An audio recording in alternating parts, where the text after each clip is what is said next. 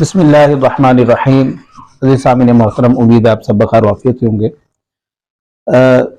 ہم سب جانتے ہیں کہ ماہ رجب شعبان جو ہے وہ ہمارے ساتھ اب رخصت ہو رہا ہے، اور معراج النبی کا واقعہ، معراج النبی کے حوالے سے تمام علماء نے بیان کیا کہ آپ صلی اللہ علیہ وسلم معراج پر تشریف لے گئے، اور وہاں پر اللہ تبارک تعالیٰ کے ساتھ آپ کی ملاقات ہوتی ہے۔ وہ لامقام ہے جہاں پر اللہ اور اس کا محبوب ہے۔ وہاں پر جبرائیل علیہ السلام کو بھی اجازت نہ تھی۔ وہاں سے آپ ایک گفٹ لے کر آئے ہیں۔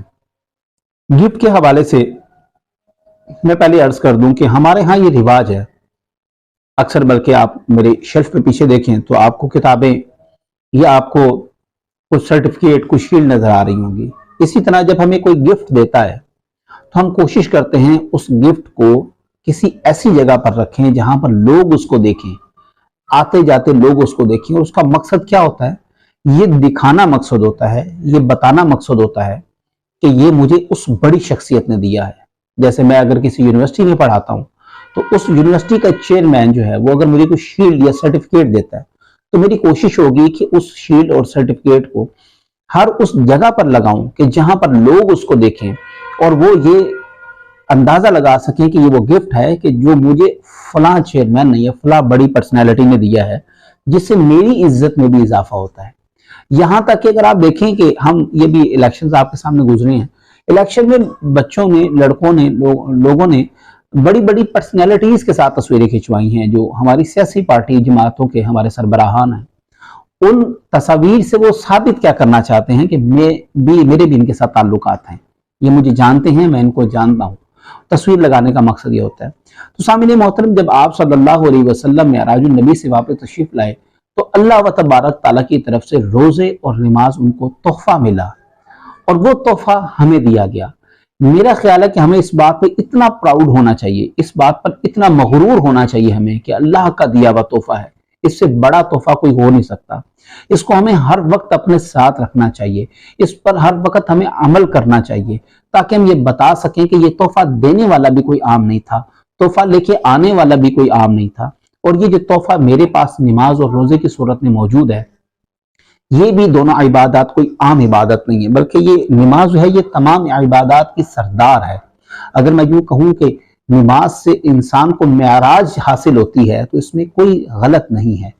سامعین محترم، میرا مقصد صرف یہ ہے کہ آمد رمضان کے حوالے سے ہمیں کچھ تیاریاں کرنی ہیں۔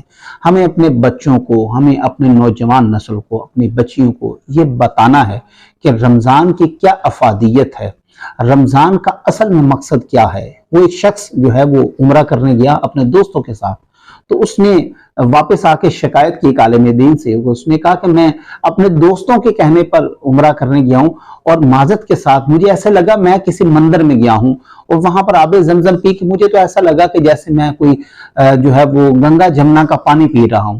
تو وہ حضرت نے بڑا خوبصورت جواب دیا، آپ نے فرمایا کہ بیٹا اصل میں دوستوں کے کہنے پہ عمرے پہ نہیں جایا کرتے، چائے پینے چلے جاتے ہیں، کھانا کھانے چلے جاتے ہیں، لیکن عمرے کے حوالے سے نہیں کرتے۔